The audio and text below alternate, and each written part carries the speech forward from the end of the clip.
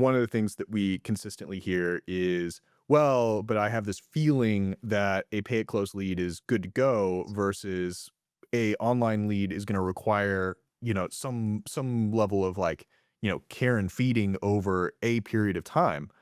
Can you address those? Like, how do you advise agents when Yeah. they're saying Uh, like, what almost sounds to me like, yeah, are you sure? Sure, I have to call them.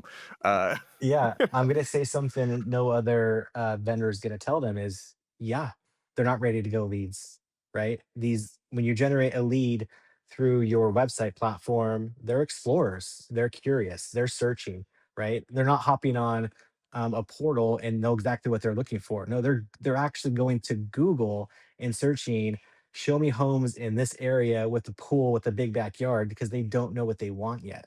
So, yeah, they are still exploring.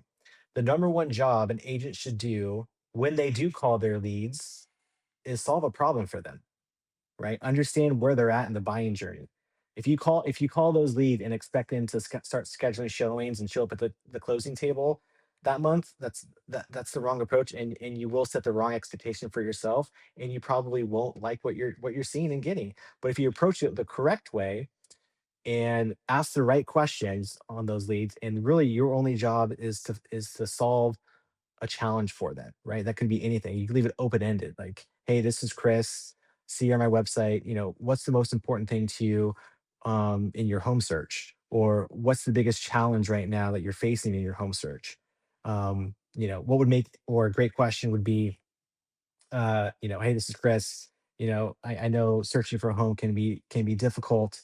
What would make the process easier for you?" And they might say, "Oh, I need to find a lender," and you can help with that. And guess what? You solve that problem, and then you turn them into your client.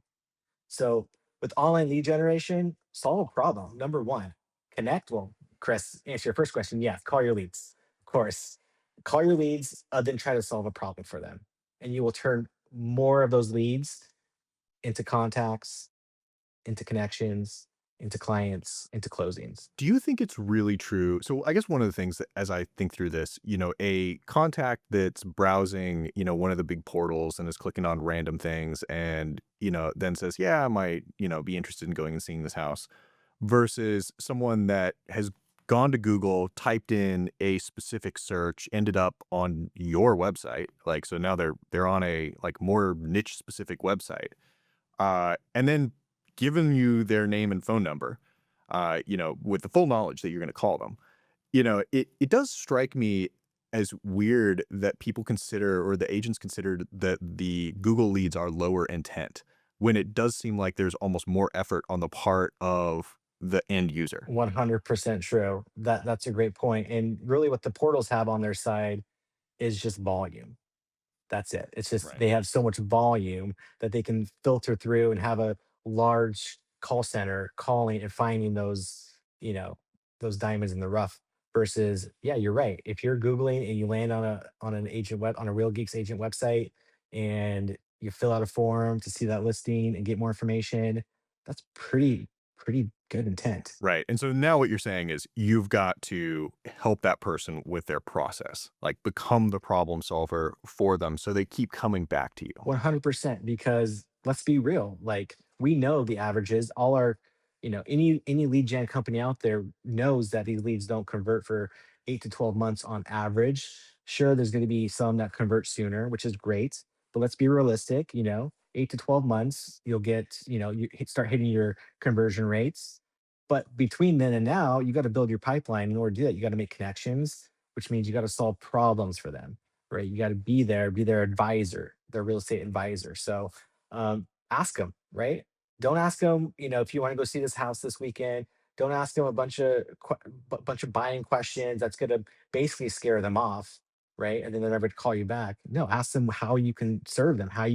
What problem can you help them with that they're facing? All right. All right, Chris. So, one of the things that we've been getting a lot of customers asking Oh us boy, about here we go. is basically terms and conditions questions related to pay it closed Yeah. leads. And yeah, not to foreshadow any content that we might have coming out, but it does seem that the question, and we've already kind of asked this question, like, do you own that lead? Or is the technology that you're using, actually on your side on this thing. So do you think that a lot of agents are thinking about that? Like, is their CRM actually building a business for them that is theirs? I think they are, and I mean, I know they are because we've been in those calls this week since, the other platform changed their terms and conditions recently. So it's super important. I mean, their contacts, when you go, if you're a successful real estate agent or team or brokerage, like when you sell your business, what are you buying, Chris? The database. The database, right? And so your database is everything to a real estate agent. And so if you sign up for a provider that changes their terms and conditions and saying, well, now we have mutual customers or shared databases for whatever reason, it doesn't really matter, right? That would be concerning as a real estate agent. So I totally get the frustration that's happening right now. You know, I also understand why that company did it. It makes total sense to me. Like, I think it was, you know, just bound to happen after that acquisition. So, yeah, I think it's super important, and you have to really trust where you put your contacts.